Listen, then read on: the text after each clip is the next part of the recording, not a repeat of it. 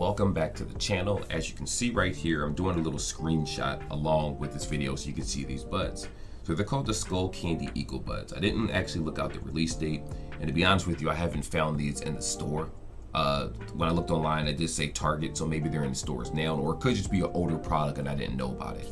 Either way, they look very similar to the Skullcandy Smoking Buds, which are $19.99, and I think those had like an 8-hour battery life, and of course you had battery charge inside the case. I had the Skullcandy rails that I recently reviewed, and to be honest with you, this price tag just seems way too high to offer not much of anything. So let's go over specifications first. Actually, let's look at the pictures real fast. These are the buds right here. Like I said, they look exactly or similar to the Skullcandy Smoking Buds. I'm not a fan of that mesh of colors. I think this looks actually very cheap. To me, it feels like it cheapens the headphone product, but I can definitely tell that this is more catered to, I would assume, kids than anything else if you don't want them to have a higher battery life. When you hear it, you'll understand what I'm talking about. So let me just go through these pictures. This is the case right here. The actual USB-C cable, or technically it's not USB-C, just USB-A, is actually connected to the bud case all the time. So it's like an open design, similar to J-Labs. But from my understanding, and people using this earbud and throwing it inside their book bag and actually reviewing it, they tend to say that the earbuds do get knocked out of place when inside of pockets or pocketbooks or things like that. So just kind of keep that in mind.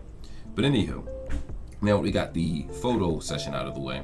$39.99, 8-hour battery life total. That's it, just 8-hour battery life. So if you buy this headset, it's only going to last 8 hours for listening time. That doesn't include actual phone calls. I just want you to keep in mind, whenever you see total battery life, that is a reflection of non-ANC mode, is a reflection of strictly listening to music at a certain octave, normally at about 70 to 80% or so. They don't really go into details unless you look at the fine print, which most people don't. They just see the box, they see the company, and they jump the gun and purchase something, and you may not even know what it is that you're purchasing or if it's worth it. But let me continue. Rapid charge for 10 minutes is 2 hours. Not bad in my opinion, but that's how most earbuds are. You would think that they would take it a little bit further, like maybe a 10-minute charge can give you, I don't know, 6 hours of battery life or something. Like I would assume that the battery life and the technology would be a lot better, especially given the fact that your headset only has an 8-hour battery life. Because remember, the case itself does not have a battery inside of it. This is supposed to be some eco-friendly thing, which is a gimmick in my opinion, because everything, I'll leave my personal opinion out of that regard, but I do feel like it is gimmicky to try to sell a underperforming headset. Because again, it's not like the sound is going to be that dramatic, especially the fact that I think these have 6mm drivers, if I'm correct, which is even smaller than the typical Skullcandy headphone. So the sound quality and profile isn't even going to be as good as the other buds. But depending on how it is, because I will look at some reviews, I'll purchase them if you guys are interested in me actually unboxing these regardless.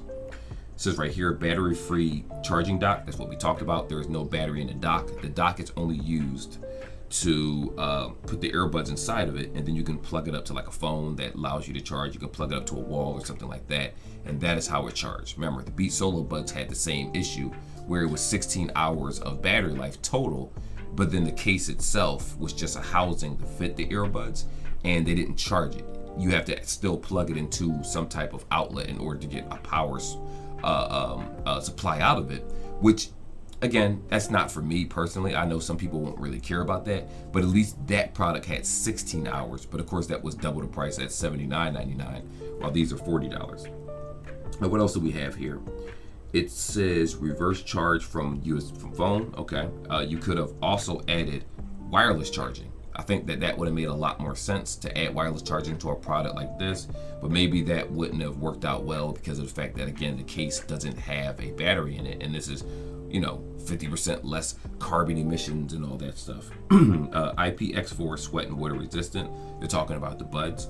It does have 3 EQs, music, bass boost, and podcasts. It doesn't say anything about being able to be customizable.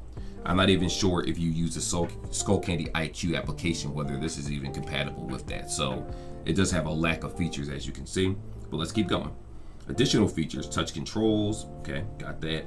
Noise isolating fit, means absolutely nothing. They're just talking about the fit of the bud so that there's no sound leakage, but that all depends on your actual ear shape, so keep that in mind. You can use either the left bud or the right bud by itself. Now here's the funny part about this. Let's say you use the left bud.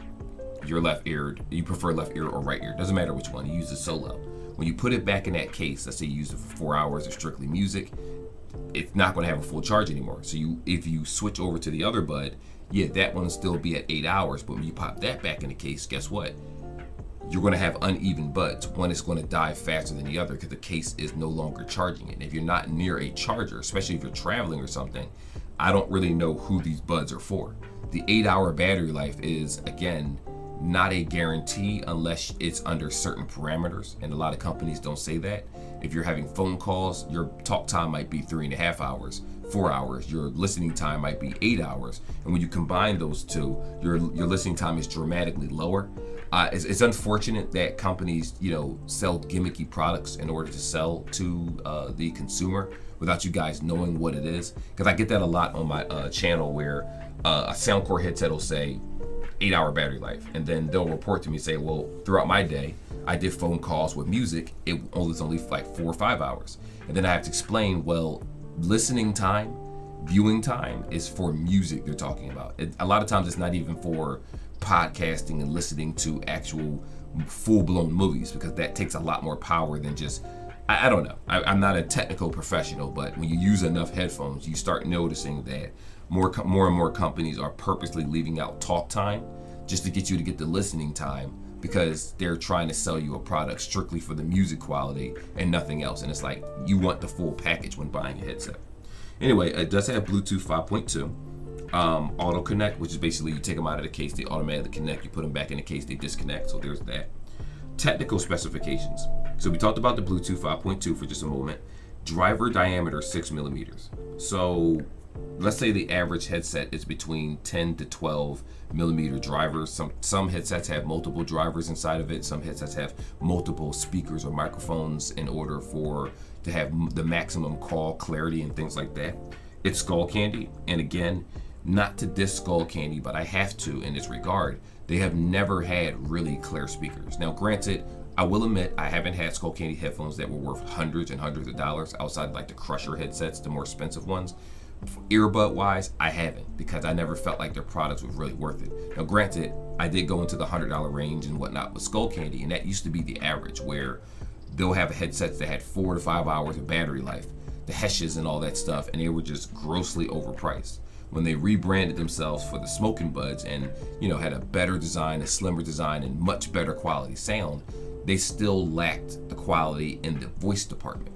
So I highly doubt that they're going to put their best technology in a headset that's only $39.99. What else do we have? Gel tips, small, medium, large. 9 times out of 10, the mediums are already on the headset. And outside of that, it's, the sound pressure levels you see right here, frequency response. I'm not even going to talk about any of that, because again, Skullcandy has a very definitive sound that I do not think, it's just my opinion, is better than a lot of the other products. For instance, Soundpeaks. So far, with the few headsets that I've had of them, they're better than Skullcandy's. What is it called?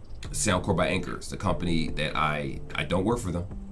I wish I did. I might be getting paid more, but I don't work for them. But I do believe that they pump out headphones so often, and even their cheapest headset seems to sound better than Skullcandy's higher brand headsets, which is saying something. It means that they are purposely selling headphones. They're doing what OnePlus used to do: sell headphones for low, have quality and life-changing quality of life features included with that, just to show we can still give you something good for a lower asking price. And that's the way it's supposed to be, especially when it comes to marketing.